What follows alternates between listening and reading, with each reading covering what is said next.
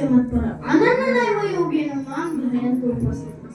या श्लोकावर टीका करताना माऊली ज्ञानोबा सांगतात कर्मेंद्रिय सुखे करती कर्म आशेके म्हणून भोगवेशेके हरी केले नाही बरोबर।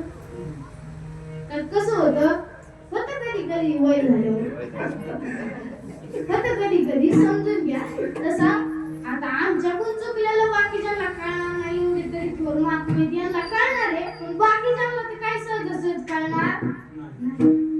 मग असं या ठिकाणी ज्ञानोबा सांगतात तिथल्या सर्व ओव्या पाहून घ्या ना आणि त्याच्यात काय सांगतात कोणाचं जन्म मरण निवारण करतो ते सांगताय ज्ञानोबा आणि मग कोणाचं करतो जो त्याला शरण जाईल त्याचं संतीचा चालवण्याचा प्रथम